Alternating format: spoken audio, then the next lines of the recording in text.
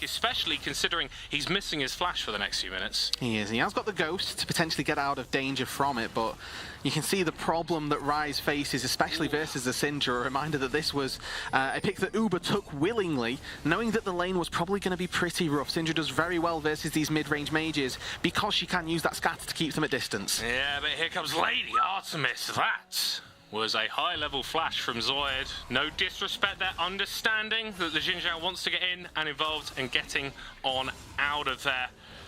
Again, Lady Artemis, very, very good. 4 kill participation, yet to see anything from Keto in a positive direction.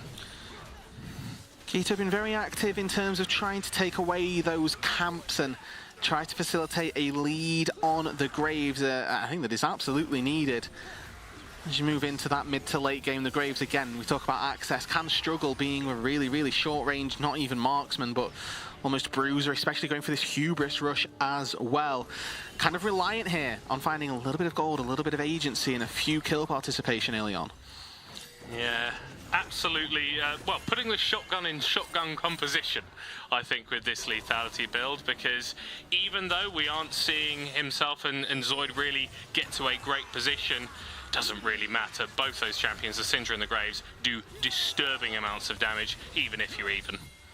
We'll draw our attention to the health bar of this bot lane tier 1 turret. So far, Tien and Steven have done a great job, and they are looking to collapse on this bot side duo. Yeah, Sub and CJJ, what are you made of? Well, at the moment, it looks like you're made of corpses as Tien is able to get one, and Steven will find a Rift Herald on that top side. Means that they've secured the last 2 neutral objectives, but with the death of your bot lane so recently, setting up for that dragon in a minute's time is not going to be all that simple. And this is just really well played by Imperial. If you look at the minimap as well, you can even see that Zoyed was making their way down just in case things went a little bit awry. But really good tanking from Steven, knows that he doesn't need to lose out on too much. If he falls, it's still worth it. Yeah, sort of went into the play going, I probably die doing this, but it is absolutely worth it for my team. And keeping both of those summoner spells as well just sort of emblemizes that and says he knows exactly what his role was, and that's the important part. But looking at this fight that we're looking to see probably in 30 seconds time around the dragon, Qian comes out of base with the back of those kills, with those 2 items in his inventory. Needs just 6 more autos, 6 more spell casts. He has that Muramana, that massive 2-item Ezreal power spike that we've talked about for seasons upon seasons, going to be ready to hit the Rift. Sub would have been a little bit worried there going up against this Syndra. Yes, she's yet to claim a kill for herself, but as an ADC 2 levels down going up against that, you still do not win it. We are starting to see some motions coming through here from KCL, rotating towards the mid lane. They've got Tune down here as well. Janie does have that teleport if they want to join, but this is only second dragon for KCL, and Imperial might very well go, do you know what? You can take that. We're going to go for some plates. We're going to grab some position on the map. Yeah, get that gold into those carries as well. First brick fell in the bot side. They're taking plates in the top side, and they get pushed through mid lane as well. So KCL threw everything in the kitchen sink at securing that dragon, and they sort of overplayed their hand here. They've revealed what they were trying to do much too early, and they are going to lose out gold-wise, you would feel, on the play. Now, they do put the Herald down and secure a couple of plates themselves, but a TP comes back into the mid lane to try and defend here. Yeah, and we look at what they actually got for that. They got a dragon and 2 turret plates, whereas Imperial got that top tower and that bottom tower. And KCL didn't even break the mid lane with that Herald, and, well, Imperial might be looking to take the mid lane now. And we said that we were worried about, well, what happens when Imperial finally wins that first fight. It's a 3,000 gold lead, despite being 3 kills down. Yeah, they've not yet won that first fight, so should that ever happen, that then becomes a real big problem. We have got about 4 minutes now of KCL time to make something happen on the map. What we didn't see was actually double TPs expended into the mid lane by Imperial. Zoyed and Janie both came to defend that tier 1 turret with their teleports. So if there is a play to be made, it needs to happen inside these next 2 to 3 minutes. Yeah, and considering how much focus Imperial put on banning away those global champions initially, maybe that's some aspect of the game that they're not as confident with. I will say, double teleport to try and save that mid lane tower did feel like a little bit of an overcommit. Yeah, and they were probably saving the turret anyway. Without those, is largely the point there. And what I will say as well, with the removal of those globals from the ban phase, it feels nice to see Uber pick up something that has a little bit like that left in the tank with the Rise. The Realm Warp not nearly as large range when we look at the distance it's able to cover, but still gives you the opportunity to turn up to a play in the same side of the map. Yeah, I feel like we are starting to enter a little bit of a constricting phase here from Imperial. With both of those outer towers on the side lanes down, it's so much easier for them to get shoved and then push that pressure into this mid lane. So Sub and CJJ, they're fine for the time being, but look what has to happen. Every time that Imperial converge towards the mid lane, Kings have to respond, because as soon as that tower goes down in the mid lane, you start losing even more. They might be able to pick up a kill here, but you can't stop the Scion, and he just shoots on out of there. And once again, this is 5 people in the mid lane for KCL. Look at what's happening on the top side of the map. We don't have a dragon spawning for another 2.5 minutes. It might be Imperial forcing the issue here. Lady Artemis losing out on their ulti. Yeah, and losing that off the Jinzhao is big. It's a big health bar on Jane Yi that you've got to get through, and they are going to be able to get it eventually. As Lady Artemis might actually need to be a little bit careful, has to flash away over the wall for fear of going down. So it's a kill back for KCL, still life in this team. Yeah, and I don't actually know that move from Zoyed was the one I would have liked. As this Syndra, you've had a lot of free time on that top side, might have been able to take that tier 2 turret even, force yourself to be even more further ahead. Feels like a little bit of a missed expectation, a mismatch on what I would have liked there. You could have found some gold top side instead. Gets a little bit of an advantage, but misses out on getting more. Yeah, and I think the thing is, when you consider the Syndra going up against the Rise, right, she is always going to have that range advantage, but Rise, he's got a couple of items now. He's to level 13. Like, we are moving towards the Rise that presses Q and E 4 times in a row and just kills you. Yeah, we'll draw our attention to the Syndra stacks down on the bot side, 110, so 10 stacks away from having that percentage health execute ultimate that we were looking to see. And that final fight, or that fight that we just got to see there, we did see Tune use that big true damage ultimate on the tank to try and take it down. And I think that that's something that, you know, as a player new to League of Legends, you can be so ingrained into, don't ult the tank, don't ult the tank. But I actually think that for both the Syndra and the Cho'Gath in this game, making sure that front line is removed is going to be so powerful for them. As we see the two teams now setting up, looking around that bot side. 50 seconds on the Dragon is going to be a big win if KCL can get this and have the pressure of a soul for the next 5 minutes. If they don't get it, though, I really fear for their chances in this game. Still 3,000 gold down, and without that neutral objective advantage, they'd really not have too much to speak about. I'm really starting to look towards Uber now to make sure that his positioning is tip-top. Zoyed, just about able to get on out of there. Second time that Zoyed has TP'd to the mid lane and not gained too much off it, but with that rotation from KCL, it opens up room for Imperial to take down that mid lane tower. And I will say, when KCL overload, they weren't able to find it. Yes, they got the Dragon on the previous attempt, but this time when Imperial look for it, they find the turret, and now they've got forced priority through that mid lane. The Syndra can clear that wave incredibly quickly. As the Dragon spawns, it's Tune who needs to go forward, but a double stun into the mid lane. CJJ goes out with half HP, and no redemption here, so I don't know that you'll be able to do too much by way of a contest. Yeah, it feels very controlled from Imperial. A few people running interference, the others taking down that Drake, and maybe taking the fight afterwards, as actually Tune is very low and has to flash away Lady Artemis. It would buy a little bit of space, whereas that Scion is in the backline causing chaos. Uber isolating himself to try and take down everybody, but it doesn't get a single one. As over the wall comes Imperial. And their appetite, their hunger has been sated for now.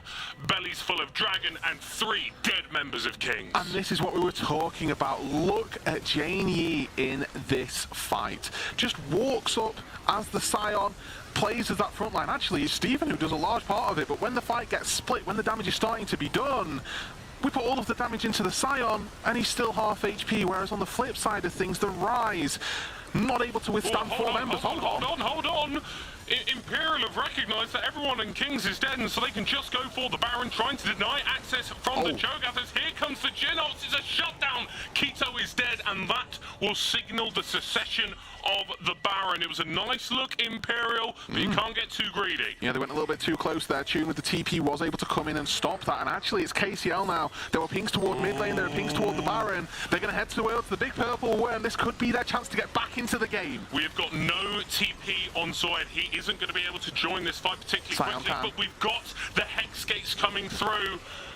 The Rift could prove pivotal in this game one for both of these teams. Baron dropping to around about 4,000 HP. Surely Kings just have to go for it at this point. Surely they just have to finish the objective, and they do! Lady Artemis with the protection of that ultimate able to stand up in the front line, but Jane Yi so impervious to damage. And against the run of play, and almost out of nowhere, King's College London Lions, despite being down in this game, are the ones wearing purple. It is a big win for them. What can they do with this Baron? This one feels like more of a denial. It buys them 5 minutes in the game that Imperial can't push with. But if they can actually turn this around and actually use this Baron to try and find that mid-tier 1 turret, that top-tier 1 turret, bot lane even, let's get a little bit of gold back into our back pockets, try and restore some order to this game. Because being 5k down, we've already seen the problems that a gold deficit are going to give you in these fights. They can't get through the Scion. Look at that jungle discrepancy, 2k in there, 1,500 gold in the mid lane, 2,000 between these marksmen. These carries need gold, Middlecott. They absolutely do, and the Baron is usually a good tool for getting that, but I think you are right. This feels much more like a denial. It's interesting, Imperial was sort of dictating the tempo of the game in the early stages. That is going to be a tower going down, but Imperial are the ones bearing the brunt of it. But as soon as the game started to shift in favour of the team on the Bloom side, it has just felt all them. King's College Lion, though, we know that they can beat Imperial. We do. 2-1 victory for KCL the last time these two teams met. We'll draw your attention to the mid lane items as Void Staff being picked up for Zoyed means that getting through the Cho'Gath is going to be a little bit easier. But looking across the board here, Middlecott, I am spying absolutely zero magic resist across the side of King's College London, and this Syndra is going to start dealing true damage pretty darn soon. Yeah, well, true damage and true damage. Yes. In quotation marks. 3 items completed, the one-shot potential well and truly there. We do need to see a little bit more from Uber. I feel like this Rise is really starting to get to the point where he should be strong, and we saw him try and go for the 1v4. Yes, a little bit too early though for that. A little bit too early. Let's get a few more digits on the clock before we start looking at stuff like that. Might need it to be a 60-70 minute game before the Rise is able to 1v4. Stop it, you. And then, you know, we'll throw on some good edits and make sure that the Rise is able to do some good work. You know, the DJs and the Rise that goes and throws all the spells. And I don't know. no, I'll show you afterwards. That's fine. And then we'll laugh about it together. Yeah, off stream. Yeah. In private. Yes. Where no one can judge us. Good. Excellent.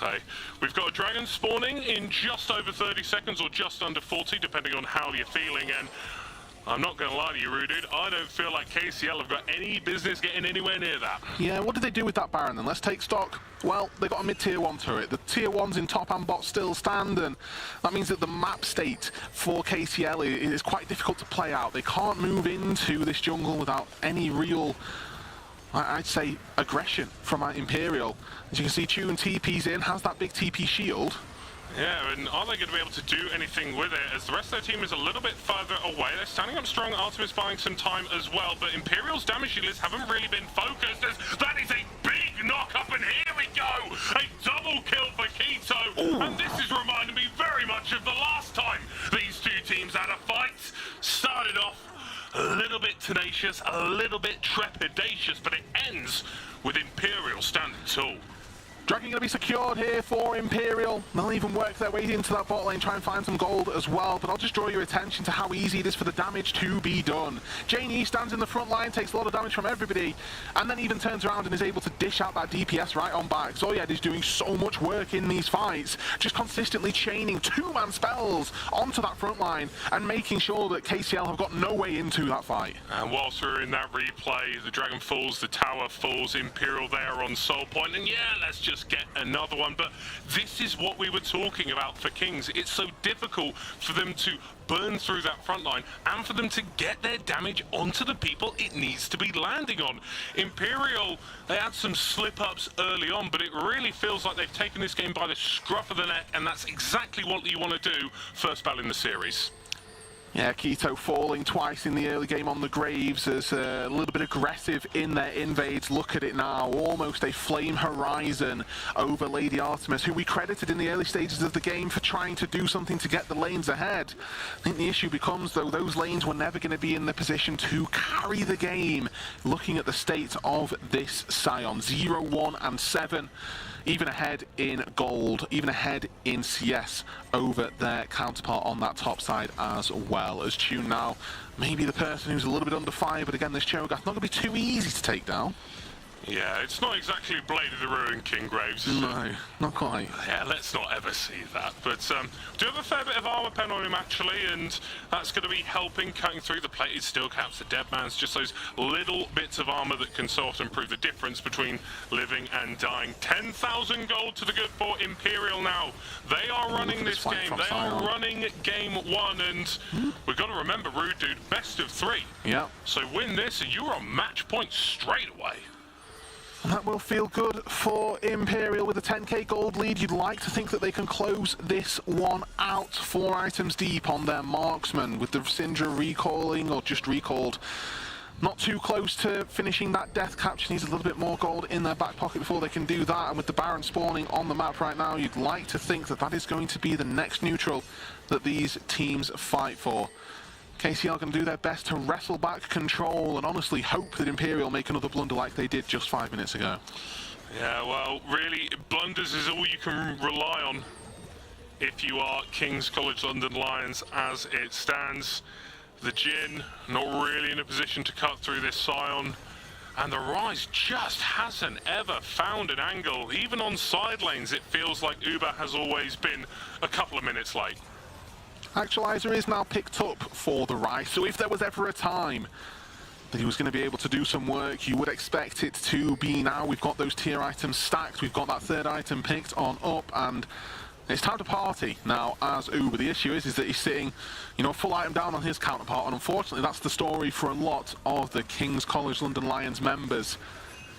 You can see Tune walking forward with these Karma Shields. This is how they need to play it, how they need to try and fish for these engages, but if we take a look at the map, they're losing out on gold mid lane, losing out on gold bot lane, losing out on the top side as well. I love this Lord Dom's pickup from Chen, right? It's all about dealing the damage to that big, beefy Cho'Gath. If you can cut down the opponent's tank before they cut yours down, then you're looking like you're going to win the fight. That's been the playbook for Imperial so far. It looks to be what they're going to continue to do. Still, a minute and a half until the next dragon. That would be sold for Imperial. There's also a Baron on the rift, so loads of those big late game buffs available to play for. What we're likely to see here, or could feasibly see, is KCL put a lot of emphasis on that dragon, denying the soul. That then gives over Imperial a free Baron. If that's the case, then that's a pretty big problem. Alternatively, of course, Imperial could focus very heavily on this dragon and then just have a soul to get for themselves. The good thing about being this far ahead is they can commit very minimal resources to the dragon. They could just say, okay, Chen, you're going to solo this dragon while the 4 of us posture aggressively around the top side and try and take this Baron, or at the very least defend the Baron from Kings. But with 30 seconds left on it, a lot of attention from both these teams down on the bot side. Vision of the Baron sorely lacking for Kings, as lingering vision from Imperial is still there. They know that it's not falling. I think both of these teams now in this stalemate. What feels like, if Imperial win it, the final fight, if King's College take it, could be the one that keeps them in the game. Yeah, and Imperial, they have got access to this river, to this waterway, locked down harder than, well, potentially another waterway that's in the news right now. But as it is, Kings are going to have a very difficult time getting in. Dragon is just about to spawn an Imperial. They don't want to send anyone to clear it just yet, but this is Seoul. If this game was tough for KCL, they don't get it. Zoid caught out, but they're able to flash away. Here comes Uber walking his way over, but it's taken a long time for the Rise to join the fight, and already we see King's College London going backwards. Massive knock-off once again from Jane Yi. Here's Uber. But Uber is going Uber. They've left the Rise alone, and he's finally showed up as the bodies hit the floor. King's College London refused to go down in game one. We said it would take time, and it was 33.5 minutes middle court, and finally they came alive. Uber on this Rise, 3 items deep. We said this was the time to shine, and boy did he do it. He's just wandering on over. He goes completely unnoticed in this fight. Jane Yi throwing the attention towards the main members, but the Rise flashing in, spreading that damage across all of the backline. Nothing that they could do. We ridiculed earlier Uber for the 1v4. Turns out it was just one member too many. Went for the 1v3 this time, absolutely no problem. A triple kill for the Rise, and that is what we've been waiting for here. I said early on that it's the mid laners we need to keep our eyes on, and Uber just showed us exactly why. Now I am concerned here, Middlecop. They've tried to bite off a bit more than they can chew. They've gone for the Dragon, they've all recalled, and they haven't got anything around the Baron. Look at where Kings are going to go to straight away. Janie's just now respawned, has that teleport ready, has the Hex Gates to get out onto the map, and surely this is their opportunity to reset that vision. After a winning fight like that, you have to be cautious about what you can take. They took the Dragon, they took the mid lane inhibitor turret, not even the inhibitor, to secure themselves a little bit of pressure, and all of a sudden the map state, which should be really favourable for them, is back to forcing their way through chokes, struggling their way into an objective.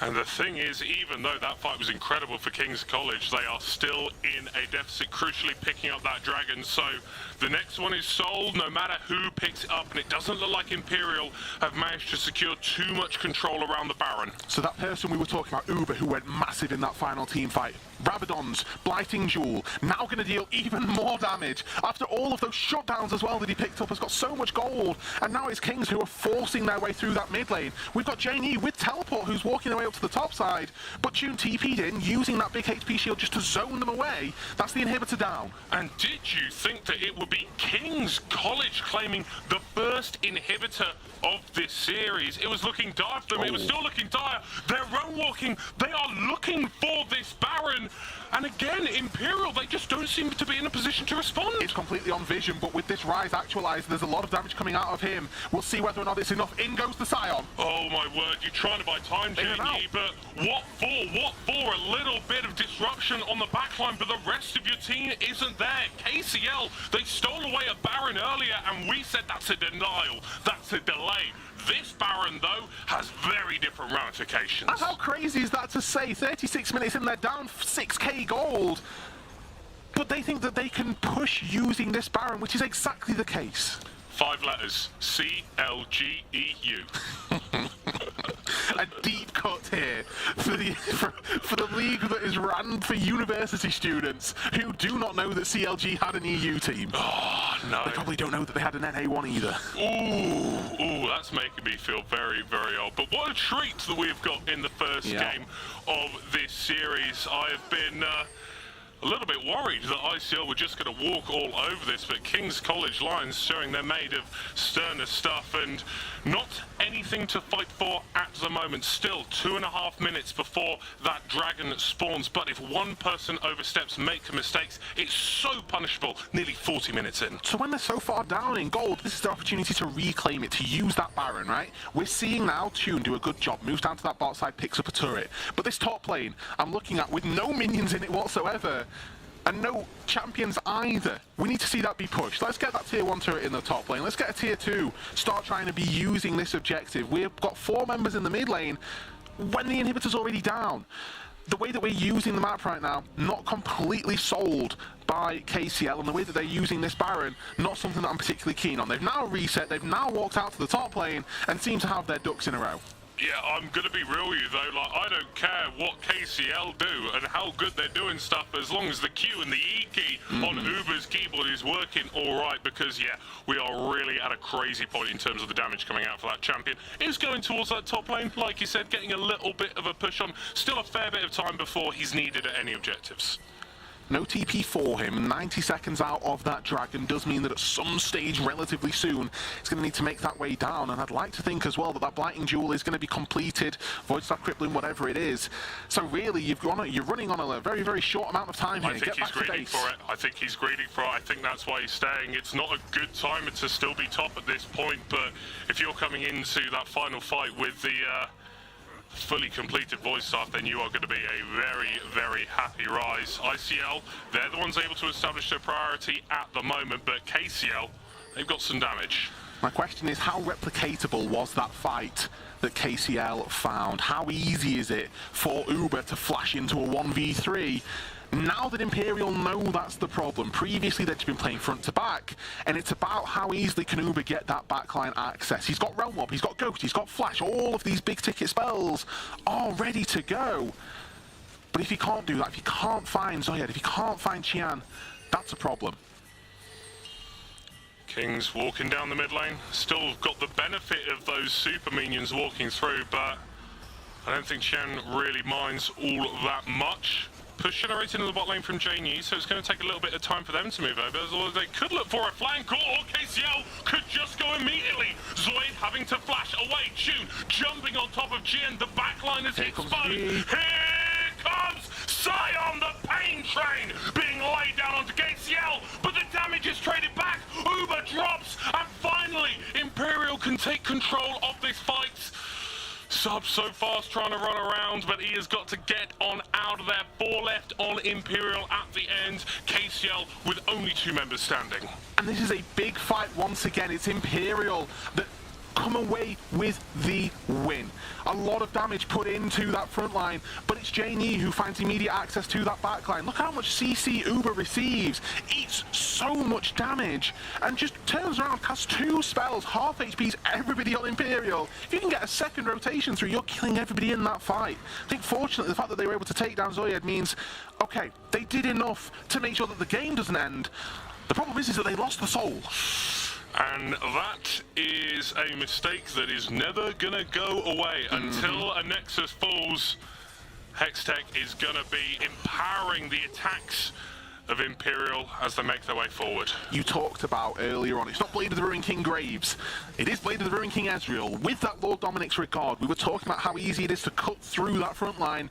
Currently, it's pretty darn easy for this Ezreal, and that Hextech Soul is only adding to that as well. We've seen multiple ultis from Qian, who was half HPing Uber, Sub, and CJJ all at the same time.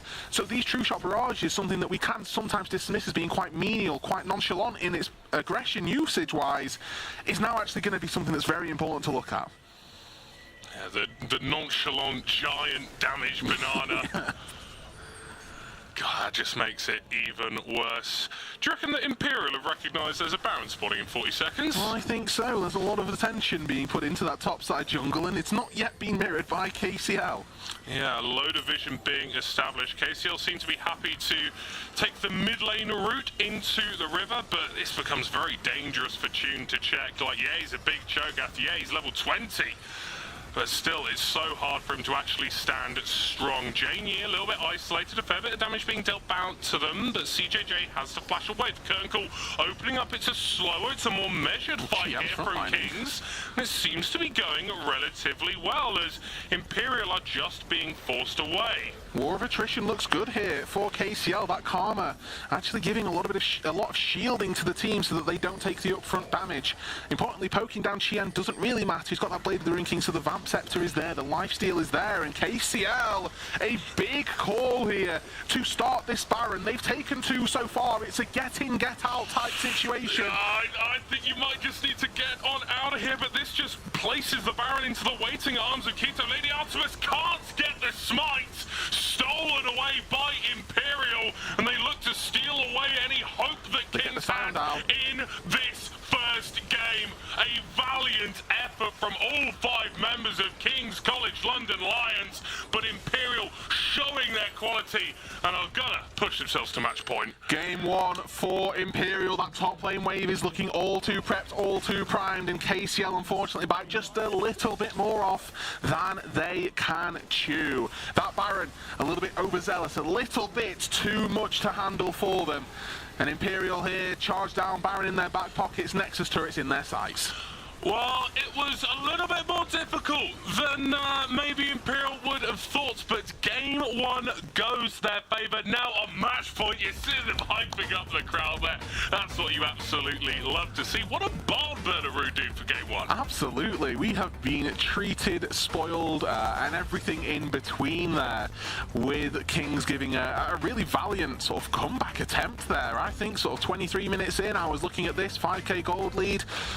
Probably just going to be Imperial taking game one and then we'll head into game number two. No, absolutely not. Though the scoreboard may read Imperial took game number one, it will not tell you the story of this game and the valiant effort that KCL put up to try and defend it.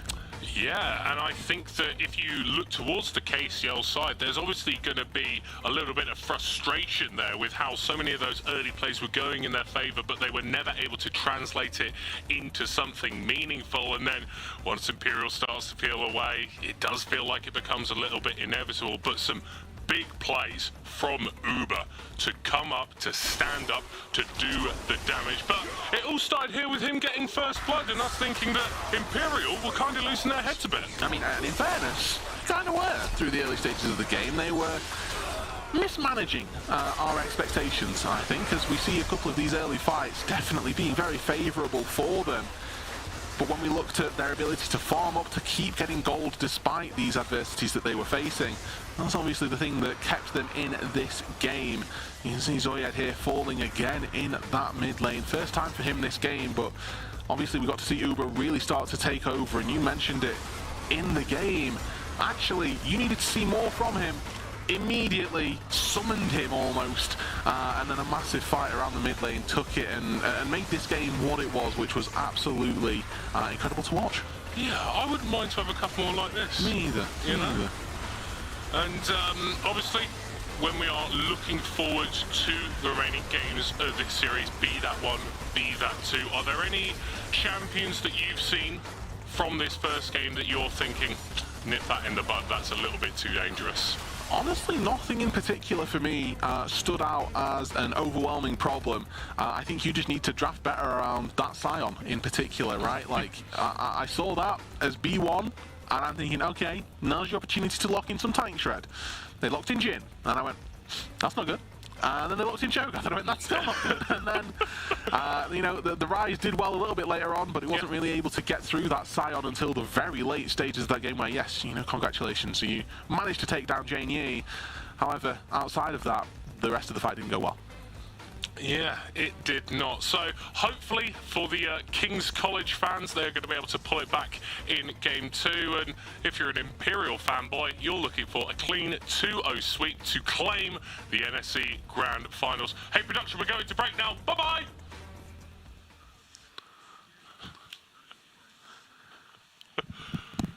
Is this time alive? Oh, fuck's sake. Okay.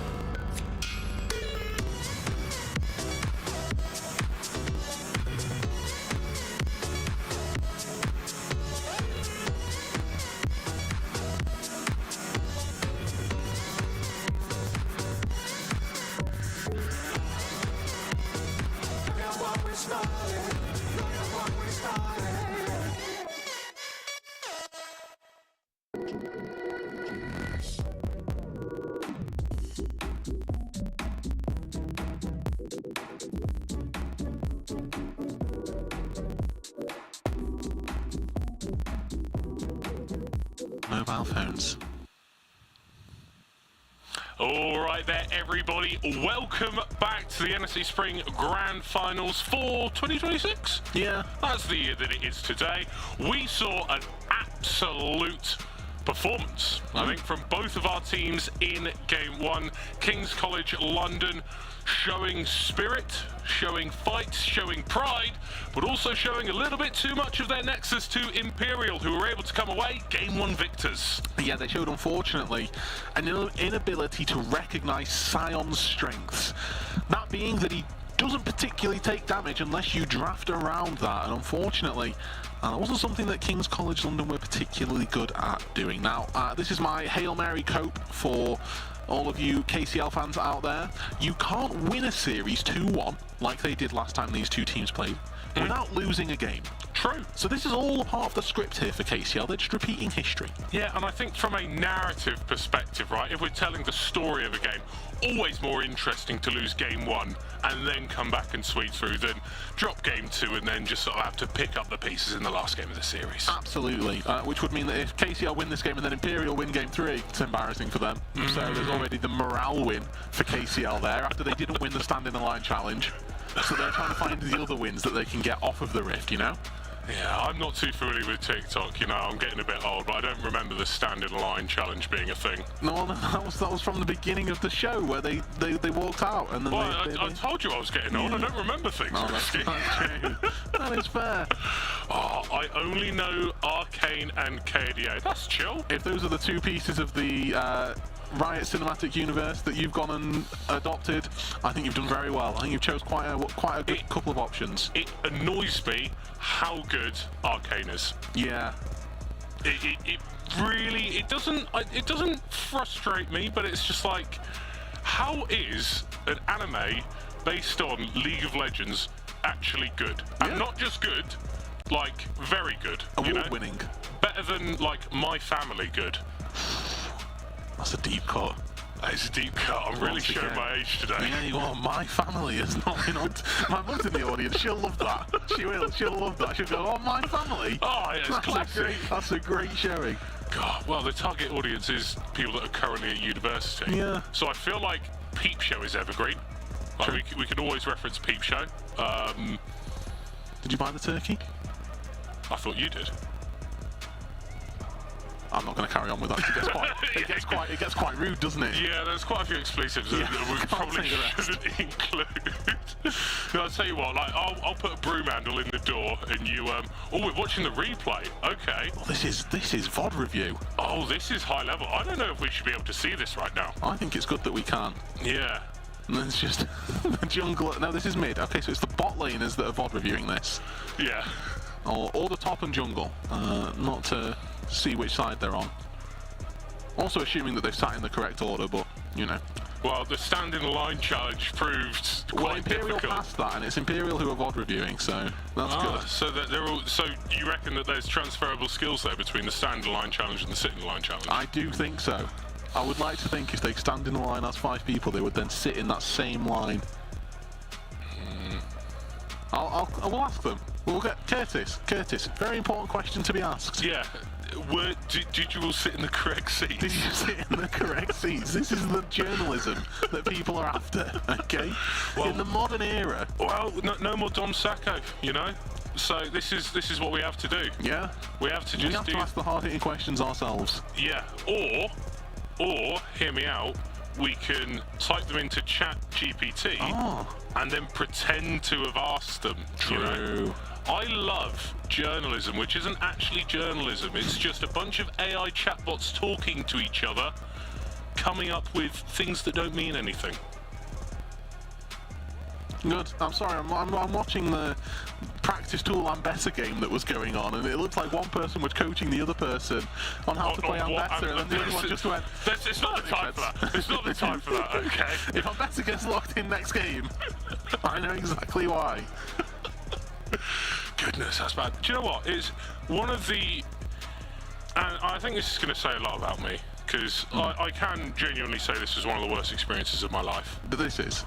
No, not this. Right now, Not commentating the this, not NSE. this. Oh, okay. It's not finished yet, okay, so I can't fully judge it. That's fair. But I found out that one of my mates had started playing League, and within 18 months he climbed all the way up to Master. Oh. And this was back in Season 7, you know, when that meant something, and you could put it on your CV. But he had no knowledge of any other aspects of the game. Right. What role did he play? He played support. Yeah, okay. I feel like I'm confirming some biases for you right now. The writing is on the wall. That's fine, carry on. Didn't know what Nunu did. Ah, Just no conception at all. And as someone that has put too much time into this game, into Nunu specifically as well. Nunu specifically, Must have cut deep. it's very damaging, very damaging. Yeah, for people at home, Middlecott, an avid jungler in his day, was a big fan of pre-rework Udyr and Nunu, so, you know, the skill ceiling of this player that we've got, we can imagine. It was so much easier with the snowball where you could just click on a guy instead of having to pilot it around. It's true. Like, what's going on there? Well, you can still click a different snowball on the guy. Well, yeah, but they're not as entertaining, you know? It's a skill shot now as well, so... Oh, someone's come into the room. Don't say that. We're breaking the fourth wall. I feel like we're already doing a little bit of that. Well, talking about your Nunu, I hesitate to call it expertise, but... Should we talk about the expertise of some of the players? We could do. Yeah. What did you think of Keto? Actually, for me, Keto, very, very farm-oriented jungler. Fits with the Graves. Yeah. I'd be scared to see him on Sejuani. Just because if you play Sejuani the same way you play Graves, but equally, if you play Sejuani and has a pop-off Sejuani performance that doesn't revolve around power farming, maybe that just shows the depth of jungler that Keto is. Potentially. And I did like the little invade. You know, I think The one where he died or the one where he didn't die? Well, I'm going to go with the one where he didn't die. Good. Yeah, because... Colour casting, keeping with my toes, does my play-by-play have any idea what they're talking about? Just making sure. Yeah, so I like that, and I think that, on the whole, Imperial, aside from that, in the early game, we were a little bit too disconnected. Yeah. And I think that whilst they came out of that first game as winners, deservedly so, Yeah. it was nowhere near as clean as it could have been for them. Yeah, the way that game was played, we were expecting Imperial at 20 minutes. If we pause the game and say, who do you think wins? Everybody says Imperial, and we all go, well, yes, they did win. But how? You know? And that's where the questions start to come into play. Now, obviously, I will say, we're playing in the NSE here. This is not, unfortunately, as much as the NSE may not like me to say this, the LCK, or the current best region, LPL, as first stand winners. Okay.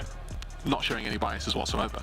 However, the mid-game is where it does start to get really tricky, knowing what it is that you can actually get away with, what it is that you maybe can't get away with necessarily, and that's where we started to see, right, the big fumble was when they went to the Baron, lost a couple of people, and then KCL managed to steal a Baron away as well. So a little bit of mid-game tightening up, a little bit more communication going in just making sure that they are talking to one another and about where I'm going to invade. If Keto's going on an invade, does he have the prio from Zoyed, from Janie to make that work? Yeah, and I think for KCL, I want to see just a little bit more front-footedness. They were very good at responding to the over-aggression coming out from Imperial, but it didn't really feel like they were initiating their own plays until we started to get into the mid, into the later game, when they were already at such a deficit they were having to grasp at straws a little. Would you say then that they were more reactive than proactive? I would say that. Yeah, and that's something to work on, isn't it? That for KCL, if we're looking at how they can turn us to a game number 3, we've seen that maybe it can come down to team fighting when 10k gold down, or to posit an alternate view, maybe don't go 10k gold down and instead try and find a lead in other ways earlier on. That's an absolutely ridiculous thing to say. I can't believe that you've even posited it. We are jumping into Champion Select for the second and potentially final time today. As a reminder, best of 3 Imperial on match point. And we said just before the break that there weren't any standout picks from that game that really impressed us. So, well, I imagine that we're not going to see too much change in terms of at least the bans. Well, I'd like to hope and think that these two teams would adapt from what they learned, and obviously for ICL also, they did look a little bit towards the VOD review and make sure that that's okay. The Graves does get taken away by KCL, so they're the ones opting into this adaptation in the second ban phase. They're going to make sure that actually they're the ones that initiate some sort of a swap, and clearly Lady Artemis feeling that that's a little bit too much. The Graves, something that they don't want to have to deal with again. Yeah, and whilst it didn't really look amazing for the first 20 minutes of the game, the thing about farming is eventually you've done enough of it, and you can start hitting people with that shotgun instead of little animals in the jungle, and that is what Keto was doing to tremendous effect in that previous game. So Imperial here with that first pick. We'll see what it is that they are going for. Waiting to see if it is going to be that Scion once again. Instead, first pick Kindred for your viewing pleasure.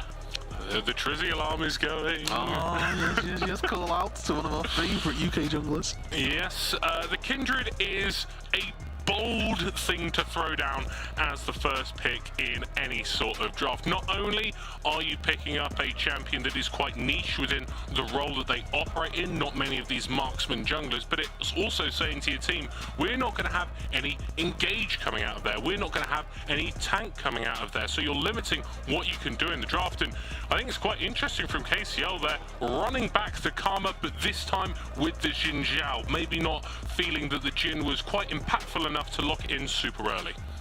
I do want to very quickly posit a theory here. Usually at this stage in the draft, to again break the fourth wall, we'd look forward and think about what the teams might be looking for and what they're thinking. I'm going to go in a completely opposite direction here, in very bad practice, and actually talk about this Lee Sin ban. Because I think that Imperial preempted a Kindred from KCL because KCL banned the Lee Sin, wanting the Kindred for themselves. Imperial said, you can't have the the Kindred, we're going to take it first. Okay. I could be very wrong. You could be very wrong. Wrong? We don't need to get into that. We don't need to get into that at all. Okay, so what have we got on the board? We have got marksman number 2 to go with marksman number 1 on the side of ICL. This time it's going to be Chan picking up that Yanara with a Lulu alongside them. We talked last draft phase about how strong these enchanters are. Nice to see that picked up, going to be pairing very well. Again, KCL, it's the first rotation that doesn't say lows. You've got that map pressure that the Talia is going to be able to offer, but a few champions that can function in multiple ways. And that's really the goal here, that they can have a little bit of flexibility as they move into the second game. Again, you know, we are just all over making sure that there's the breaking of fourth walls in this one. Are we getting leaks? A hover. A hover. Oh, okay. Remember, we can hover in the new season. I think we've been able to do that for a couple of seasons, I'm going to be honest, but not to destroy the reputations in any way. We have also got a ban of the Ezreal here from Imperial, importantly. So a lot of focus towards the bot lane from Imperial, and it's the marksmen that have been targeted away from sub. It's the mid lane, though, that Zoyed is going to have to delve a little bit deeper into the pockets of. The Syndra and the Victor both taken off of the board. Ooh, interesting hover here, and KCL are going to lock it in, so it's Tune this time who is going to be playing the Scion, and well, if ICL go for the Cho'Gath, we know who won that battle last time around. Was the practice tool. Get it in! Get it in, yes! Yes! Okay. Thank you, Chan. So we are going to be throwing down practice tool Ambessa. First time Ambessa. In the final. Well, the winner of this game, well, is either going to win the entire series, yeah, or they're going to push us to match point they one step further. Those are the two options. Yeah, just laying them out there. Thank you, I appreciate that. I, for one, know that there are two people in the audience who are very uneducated about League of Legends, and that would have done them some good. Can you stop talking about your mum? No. As we look at Imperial with that rounded out composition, their composition itself very heavily focused on their marksmen, right? We've got two marksmen and a Lulu to buff them up with a front line. In essence, the Galio, the Ambessa can do damage as well, yes, but we're relying very heavily on Keto, on Xian to be able to do damage. On the flip side of things, KCL, they've rounded themselves out much similarly, a front-to-back composition, but with that super late game scaling of the Smolder to back them up. And importantly as well, I will call out Uber, who got very targeted in that ban phase in the second round last time, gets his hands on a global mage to make plays happen on the map. And I think the really encouraging thing for KCL's composition is is that there's a lot more flexibility in the picks, particularly coming out from mid lane and coming out from AD carry. We were going Jhin, he's not going to be able to cut through the tanks. Ryze, he's going to find it really difficult to have that access. I don't feel like I've got the same sort of questions about the Taliyah, about the Smolder. They're picks that potentially start off a little bit weaker, but definitely that Smolder, by the time we get late, it's going to be burning through health bars. Yeah, and on the flip side, right, we talked a lot about, like you say, how easy it is to cut through a Scion, for example. Well, with the Yunara and with the Kindred backing you up, I actually think that this Scion needs to be very careful with their positioning because they can get melted. They can just get torn to shreds. If you step that little bit too far forward, yes, you're going to have a little bit of backup with those Karma Shields as we move into the late game, but that doesn't mean that you can just play at no risk in this late game stage. Yeah, and I think it's important to consider the types of marksmen that you're going up against, right, in terms of the mobility. Yunara, Kindred, very, very good at changing direction quickly in team fights and weaving away from threats. And the thing about Scion is all of that CC, all of that tankiness, very telegraphed. You know exactly where he is, you know exactly what he's doing, and if your feet are fancy enough, you can dance around him all day. Game number 2 here in the NSE Spring Finals. This is a best of 3. Imperial Esports sat on match point. This one here gets them their 5th championship in 2 years. Coming into this one as historical favourites. KCL, though, their opponents, the only team through this entire split to actually beat them in a best of series. So the Lions here, if anybody can do it, it is going to be them. Nothing too fishy going on at the level 1s as it stands.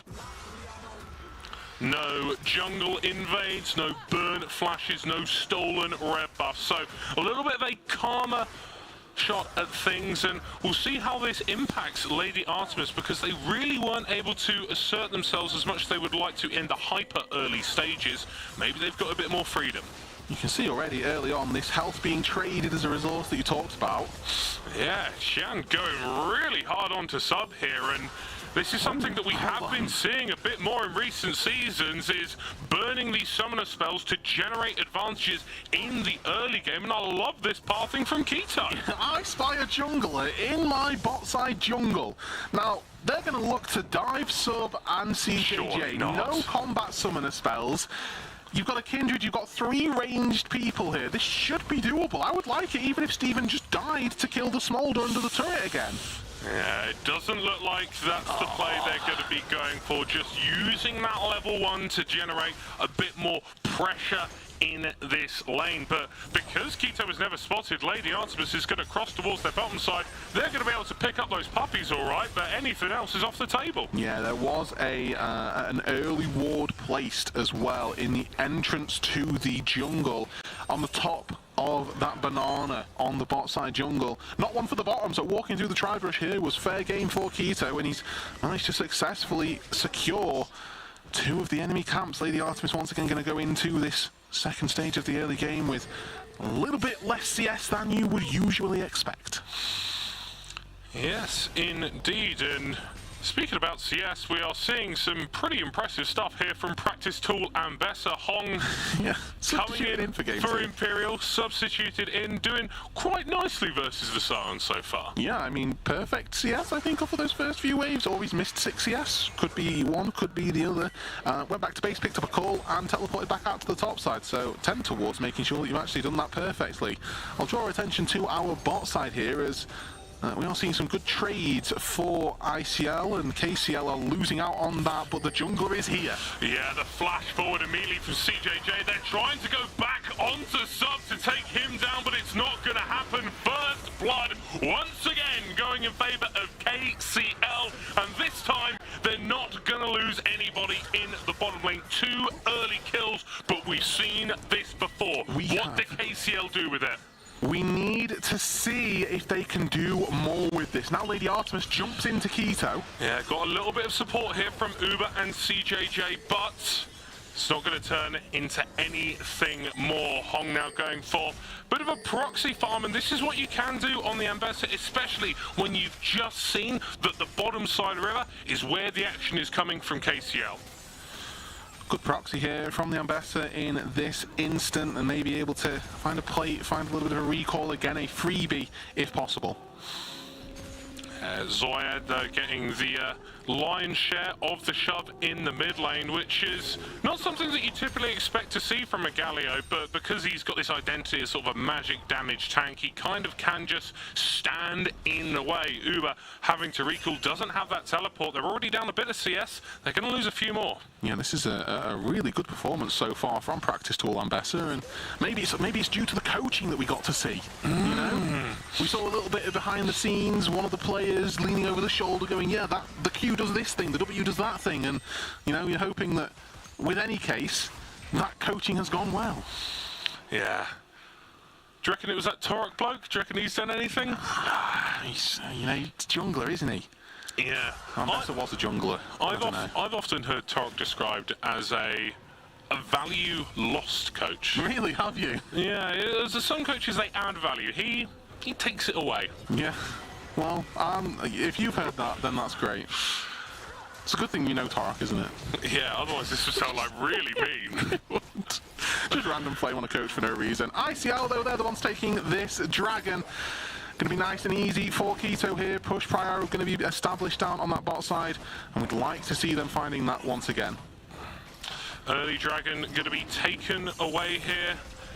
And, well, we're not looking at Void Grub's going to be coming anytime soon, so it should be that Imperial are just able to take this one away without too much contest, although Lady Artemis moving on over, they're about to find a dragon, diving on top of the Kindred and taking them out, and I think they're going to be taking the dragon to boot. This early game going much better for KCL. Absolutely, and that's, I don't have an analogy for this, but Lady Artemis just hit the jackpot. Like, is absolutely loving it and finds another kill down on the bot side here as we get to see Chien struggling under the turret on their own. It's another kill picked up for Sub and CJJ. And this is exactly what we wanted to see from KCL. We said, hey, the early plays, they went your way, but you weren't really the initiators. You weren't the ones making things happen.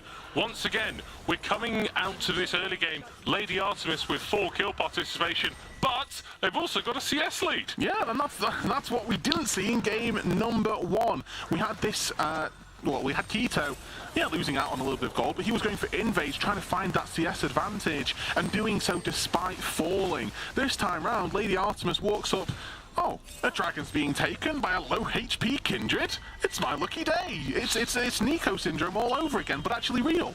Yeah, and do you know what? It's rhyming again for Imperial. A little bit over-aggressive in the early game, going a little bit too far, but KCL, it feels like they're in a bit of a better position to punish, not just from what they are doing, but the champions that they're doing it with. Yeah, to set some expectations as well for these champions as we move into this mid to late game. The Smolder, of course, the big ticket damage dealer that we're going to be looking at with what looks to be a hubris rush in the early stages of this game, really looking to capitalize on the fact that this early game is going quite well. Now CJJ making his way into the mid lane here. Oh, Zoid going for it, burning his whole combo onto Uber. Phase able rush to phase rush and Ghost on out of there. Does have Keto waiting in the wings with that level 6, so the Kindred able to offer a little bit of protection, although I think they're going for an attack onto Lady Artemis, but just trying to harass them a little bit and then dart on out of there with a dance of arrows. And currently as well, I want to call out the fact that Sub is just chilling down in that bot side all alone, not really losing out on that much. To be able to get this experience as the wave is going to crash into him, might have to sacrifice 1, maybe 2 creeps early on, but because he's still farming stacks here, really not particularly legal gameplay that this Smolder could walk up and get things for the fact that they were in a 1 versus 2. Yeah, and you can look at the chase down potential that Yanara and Alulu have paired up, but you don't really have as much damage as you would like at this stage. Stub still has his ult, the mum for all of the healing, the flash, the barrier, so he's absolutely fine to chill on down there. And in terms of Enchanter supports, I feel like Karma is one of the ones who, when they go for those roams, can bring a bit more value, as June needs to be very careful as he nearly got turned into a dead practice dummy. Does limp out of the way there as now Chien going all in. CJJ looking for a bit of a heal. They've rooted up the Yanara, but she's still able to push out the damage. Some of the spells being burnt, but here comes Uber looking to pick up the pieces. It's 4 members of KCL, and Sheen able to dance away.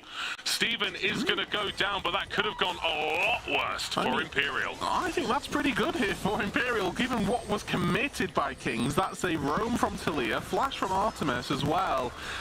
And they only get 1 kill out of that. I think that overall, yeah, it's not great that you lost your support, but Chien's happy to be able to get out of there alive. Really good flash from CJJ actually to buy space, and all this time, Sub is just stacking up, using this early game to get as many stacks on the Smolder as possible. Remember that 225 breakpoint, really what you're looking for to get that execute. We'll have to check in with him in a little bit of time to see where he's at. Usually looking for about 12 minutes to hit that first breakpoint, and then from there, you're actually in a really good spot. Obviously, you'll have the 25 already, but from here, you'll stack faster and faster and faster. Yeah, and I think that if we are looking again back at last game, the early game has gone a little bit better from KCL, but it is hardly dominant. It is hardly demanding that Imperial answer them. They're fine to just chill for the moment. This Yunara, this Kindred, they're going to scale and do a buttload of damage later on in the game. The onus is on KCL to take this small lead and turn it into a slightly bigger one. What's a bot? I'm familiar with a boatload of damage. What's a botload? A botload of damage? Well, I think it's a function of my accent that you are cruelly pointing out now. Well, you get to ridicule me for making fun of it, so that's fair game, I think. So there we can take a quick look at those stacks for me, please. I think I would guess 70. 70 is what I want to go for. All right.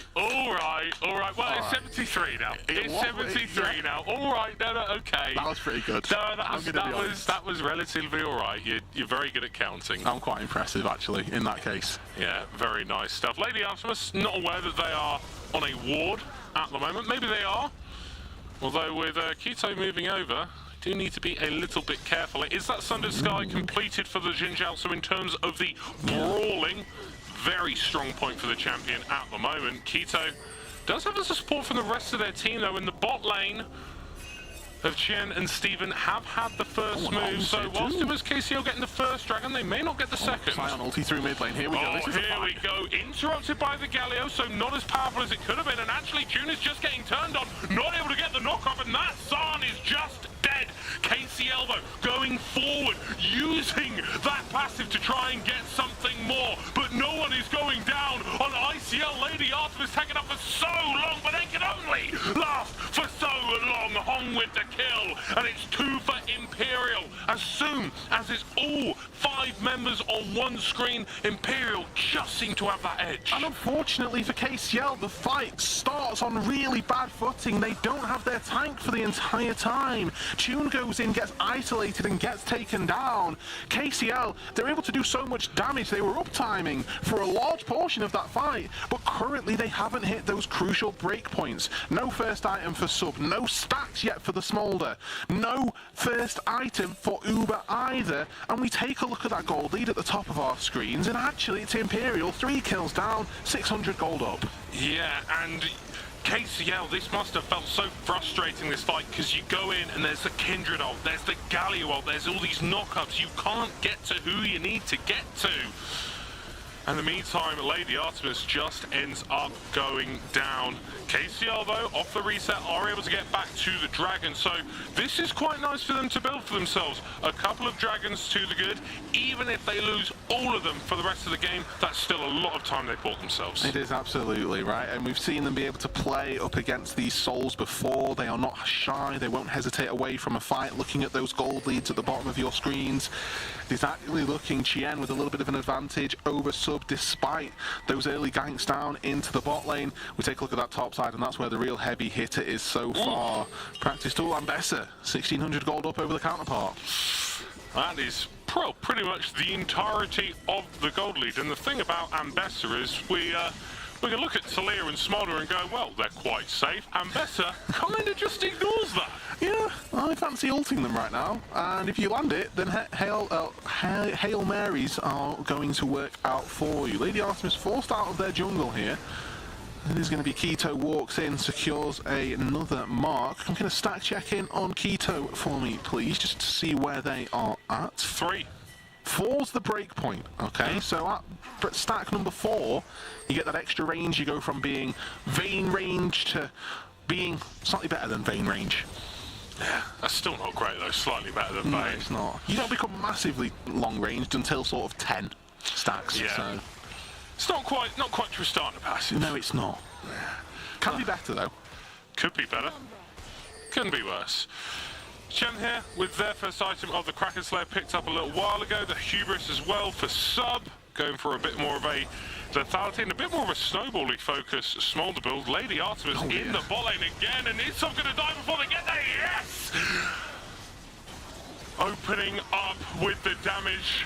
The Inara still not going down. Here comes the Galio, but it's not going to provide enough safety.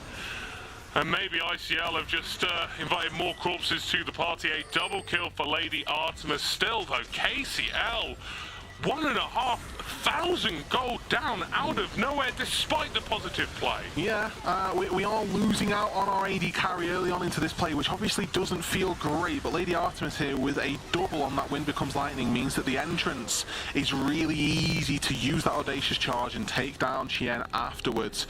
Coming out of the replay, does look like everybody was able to get out of that bot lane successfully, and you can even see that Hong on this top side, proxying, bullying Tune out, making this life of the Scion much more miserable than that of what Imperial experienced in game number 1.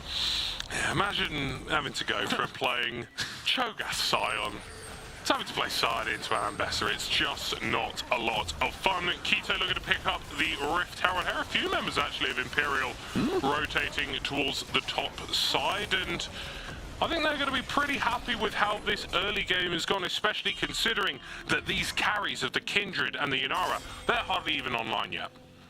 It'll be a long time before they reach that crucial break point as well. Largely looking at Infinity Edge for both of these marksmen. I mean, looking at Keto, no crit in his build just yet. Might be looking to go a different way as a flash there from the seismic shove that Uber had well placed. Does mean that this Kindred's going to be a little bit less safe in these fights. But we've reached that mid-game now, Middlecott, where actually Keto and Steven become a very, very dangerous duo. Do you know who's not safe? Tune? Yes, Tune is very not safe. End up going down. Burnt the ultimate in that as well. Not sure why that necessarily was the decision, but Imperial starting to show some proactive plays around the map. What I'm really focusing on, Rudude, is that dragon coming up in just over a minute. If KCL can take that away, then things still look pretty good for them. If Imperial can deny the dragon stacking, then based on how this early game has gone, they're going to be feeling really, really good as, yeah, here we go. Hong trying to make his lead felt across the rest of the map as he's dancing and diving out with a few of them as Galio Ultimate is going to be pulled as well. Lady Artemis just in the middle of everything. Massive sword into the suppression, depression, knockups galore favouring Imperial. Lady Artemis surviving for way too long, but Uber just wiped off the rift.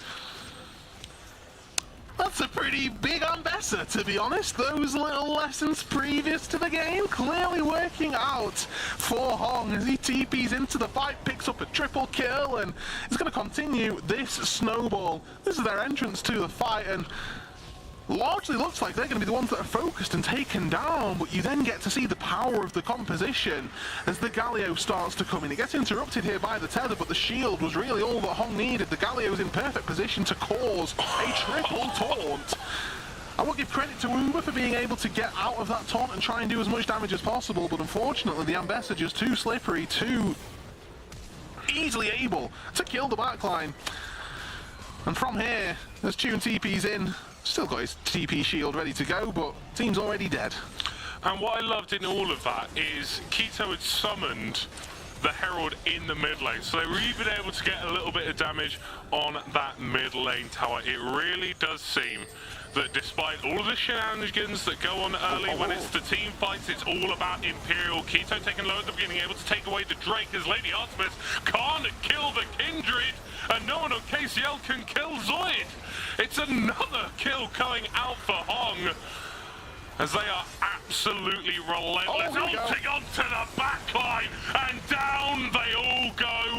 Uber able to offer a little bit of resistance, but it feels like KCL haven't had a proper fight, haven't even got a kill in a long time. Yeah, it feels like Hong is running the rift right now on this Ambessa. He solo killed Tune previous to this fight, and it's the engage once again that this Kindred is so good at thwarting.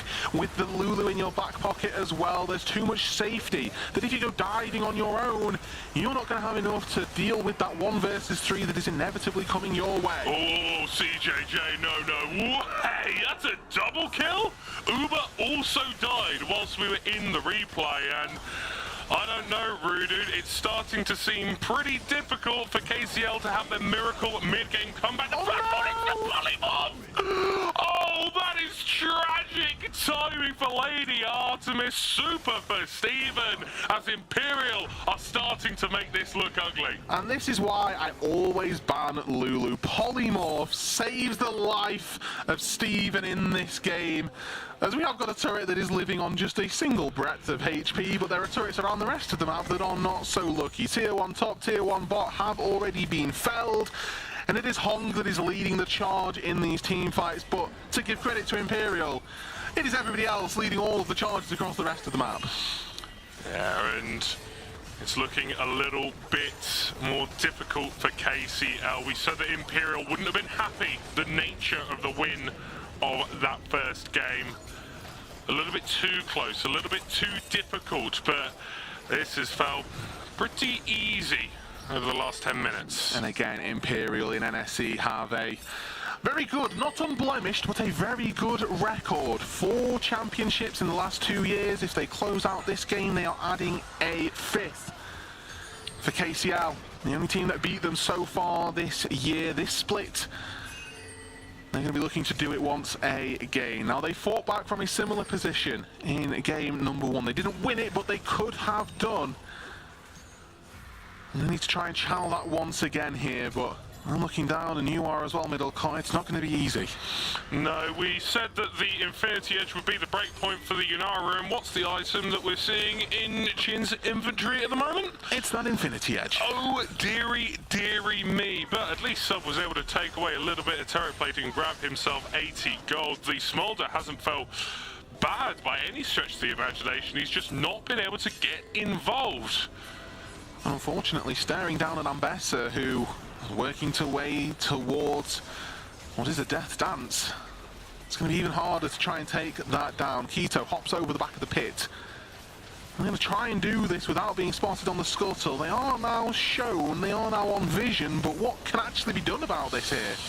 Not too sure. Keto is very low here and needs to be careful. CJJ still has a bit of base damage. Lady Artemis could go over the wall and go for a steal there. That's what they have to do, but that's what they have failed to do. They will burn down.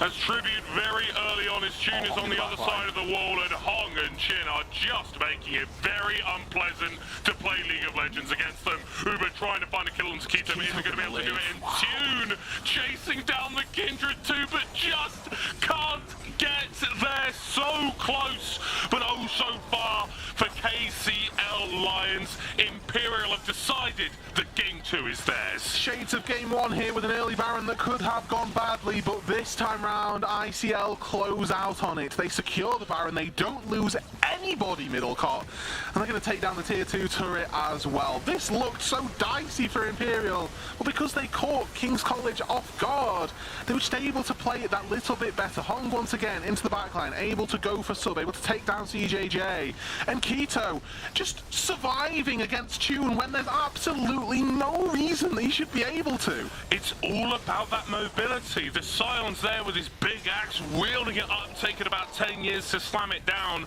The Kindred dancing around, skirting around the edges of danger in the fight at Imperial. Well, nearly 14,000 gold in the lead, plus 10 kills in their favor. And that bonus dragon that KCL have got at the top of the screen, 2 Drakes to 1, is not feeling like too much of a consolation now. Imperial, they are on the cusp. They are on the edge of a 5th title here in the NSC. I'm not sure if that's unprecedented, but it is damn impressive at the very least. And it would be a good way to go out as well. The team said that this is their swan song.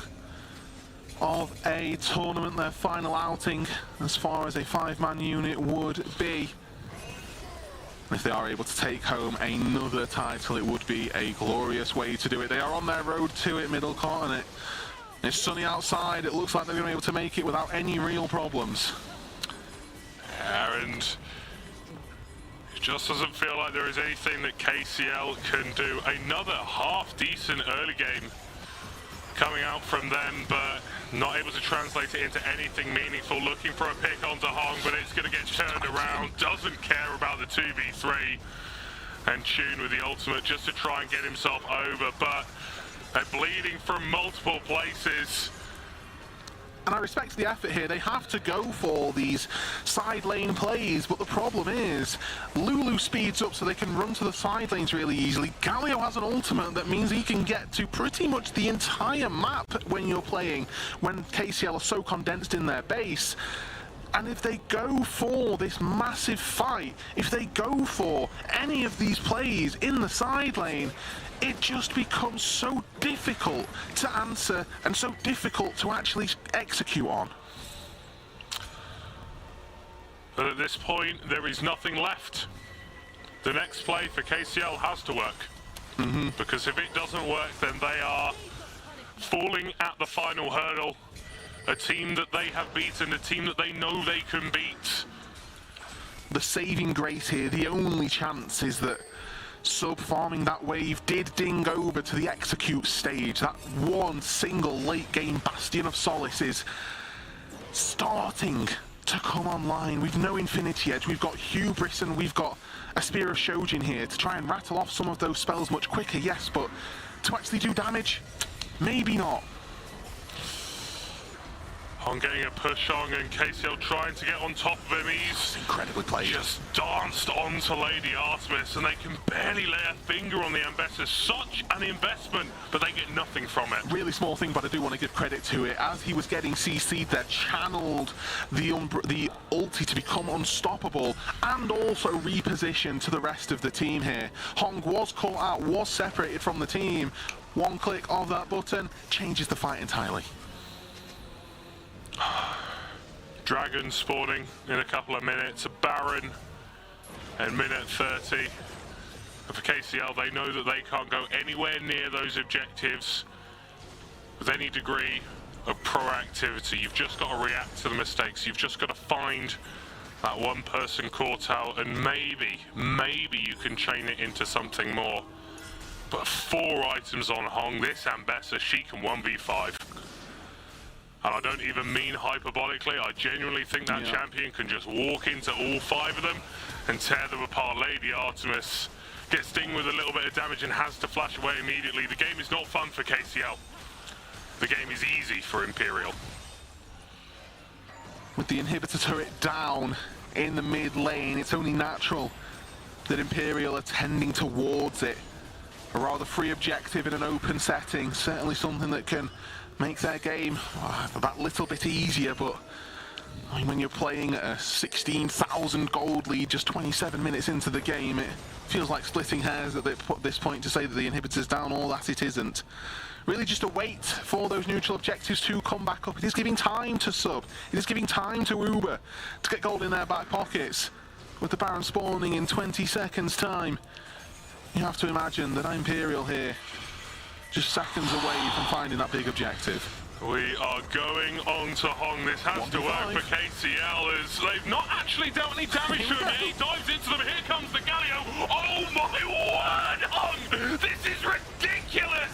As he cuts through the health bars, he cuts them down. He persists through it all, somehow still alive, still kicking in the teeth on KCL. And you were right, Middlecott. Can this guy 1v5? Absolutely! Stood the test of time, flashes in for the Lance Respite. Wild Growth wasn't even used by Steven, and it's an ace for Imperial. As the corpse of Tune goes down for the final time, what is there to say? Impressive, impervious, Imperial, your NSC champions! A 2-0 on the day.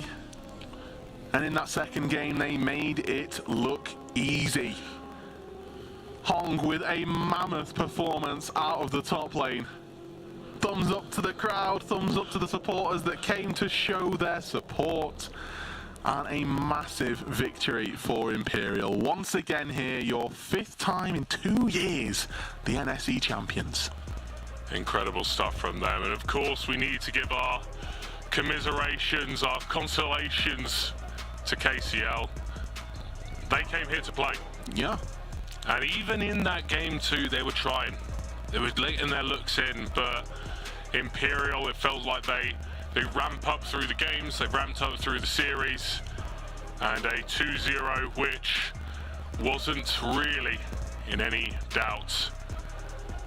Victory, glory, and everything that comes along with it. 5 times in 2 years. Absolutely incredible. And I think we're going to be going down now to join our victorious champions on the stage. Quino, take it away. Thank you very much, guys. What a brilliant performance. I can already feel the energy on the stage is brilliant. Just such a good win. So I'll ask you, how are you feeling about that? I honestly can't describe how I feel now. It just feels so great. But yeah, it was a really clean game. Oh yeah. Yeah, we just Did you expect a 2-0? honestly, I heard that they changed their players like last minute, so I thought they didn't have that much practice. So I think the 2 was a bit expected. But I mean, the first game was kind of close, but yeah, I think we managed to do a clean game. Second game. That was brilliant. I do want to mention, which one of you's Hong? It's me. It's you. Yeah, it's that me. Ambessa play at the end, just the whole game was brilliant. And we noticed beforehand that you were in the practice tool with Ambessa. Yeah. Was this just a complete last-minute decision? No, actually, yeah, I'm a sub here, so like I'm a hidden weapon, so to say. Yeah, and Ambassador's really good into tanks, and we know that enemy top mostly plays tanks, so we thought that I can come in the second game and probably play Ambassador against some of his tanks. Oh, and it worked amazingly, honestly. Can we please get a round of applause for that Ambassador? It was probably one of the best things I've seen. But I do want to ask, with the rest of your team, who do you reckon helped you the most? Like, who's the star with you? Sorry? Like, who would you say is your MVP? My MVP, I think my mid laner. Oh. At the end, he came to rescue me, and I did some like really greedy play before, and he came to rescue me. And I think it was only because of him that I could do my plays. Lovely. Do you have any final words before I send you off? Thanks for watching, and unfortunately it's just a best of 3. We would really like to have a best of 5 to have like more games, but yeah, I hope you enjoyed to watch the games. Lovely. Can we please give a big round of applause for Imperial College? So that, unfortunately, is all for day 1, but we do have 2 days. Tomorrow we have 3 more finals ready just for you. It's going to be brilliant, it's going to be intense, but that's all for today, and we will see you tomorrow. Thank you very much.